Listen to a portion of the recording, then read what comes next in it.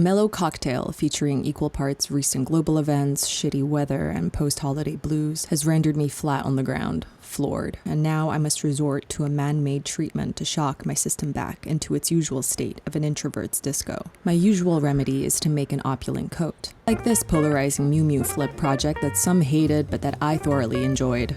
Another option is to sew matching outfits for me and a piece of furniture. I did some quality twinning last summer with my armchair, dangerous liaisons without the danger. A third finger up would be to combine both remedies into one. A flamboyant matchy match has never been a bad idea. Let's begin. Let's start with the coat. My fabric of choice is this leopard print jacquard. I like that the print is very blunt, devoid of any extraneous brown-beige gradients. In fact, I was at first super confused if this was leopard or cheetah print. A quick search confirmed that this was indeed the former due to its rosette-shaped spots, as opposed to the cheetah spots, which are more round or oval. My pattern of choice is this car coat. A car coat is a type of outerwear that originated in the early 20th century, designed primarily for automobile drivers and passengers to provide warmth and protection.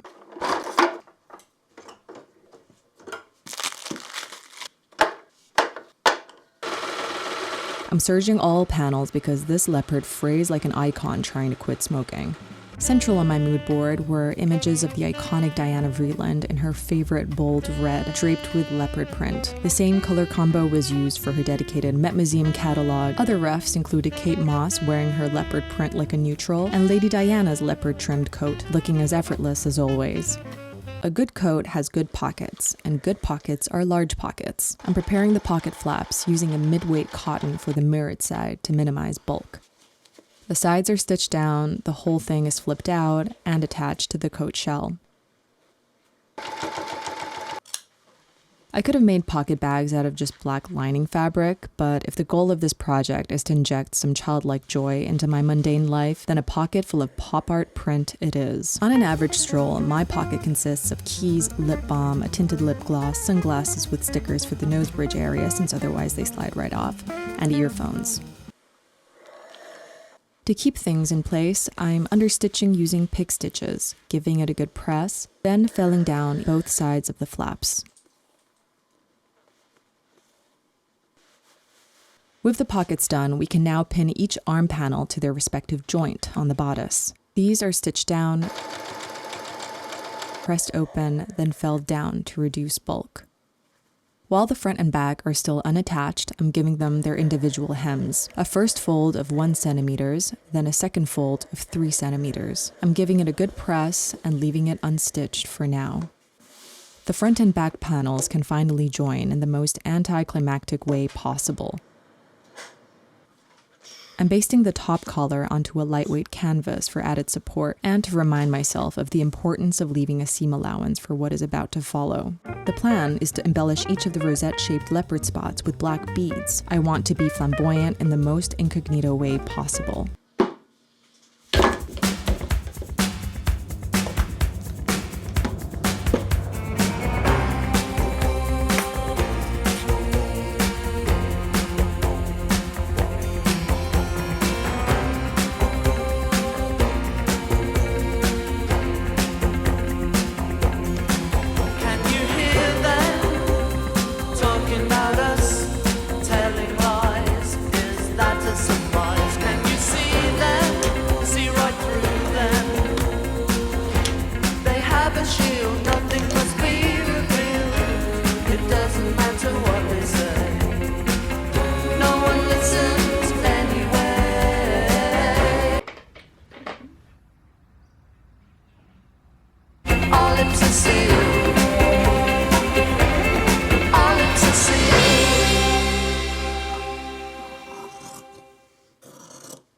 It took me a few episodes of Smartless, but I actually managed to embellish each of the little rosettes. Atop this, I'm attaching the collar stand and pressing its seams open. Next, I'm combining top and bottom collar sets and pressing until it no longer resembles a sock fresh out of the wash. Now I need to fill those bald spots in. At this stage, I was so kaput from filming myself embroidering that I didn't even turn my camera on. Instead, here is a pretty snow globe that I saw in Vienna. To complete this segment of tomfoolery, I'm basting our hefty collar along the neck opening. Now for the lining. Canvas is cut to the shape of the front facing, the latter of which is made up of the same mid-weight black cotton I used for the pocket flaps. I'm fusing these together using generously spaced pad stitches. Don't judge me here, I'm just a human potato trying to make fun things to wear. From here on, I assembled the rest of the flimsy lining pieces together. Slippery little scoundrels, especially under the machine.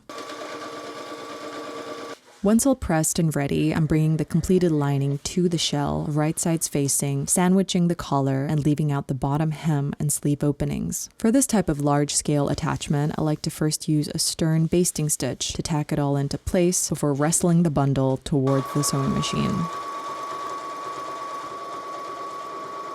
A quick bagging out, some nimble corner making, then some stoic pressing to get things all smooth. Now for the aforementioned to-dos. Sleeve openings are folded in and basted down. The sleeve linings inside are felled down. The bottom hem we left grazing is tacked in place, and any rogue basting threads are taken out. To close the loop, buttonholes. A little machine rectangle. This is cut open and a thick wax thread is used to create 2 parallel lines along the buttonhole. Then, using a buttonhole stitch, I'm going all around, up and down.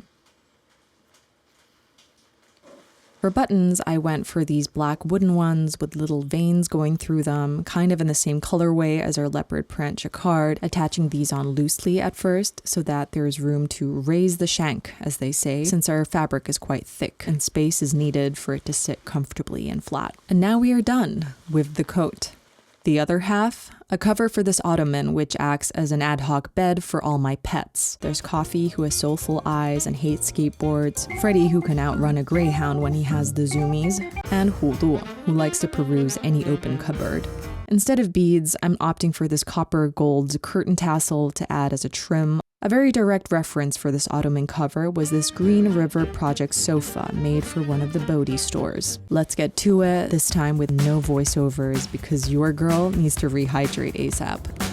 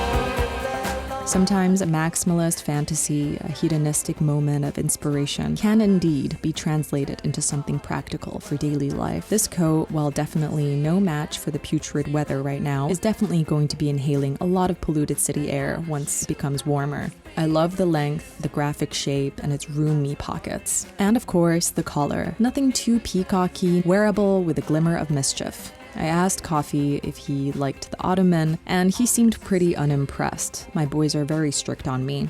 I've done matching projects with furniture before, and I'll keep doing them until the end of time. At healthy intervals so that you don't think I'm completely mad, only sporadically so. I hope you enjoyed this one. If you did, don't forget to subscribe and give this film a like, and I'll see you in my next one. Bye!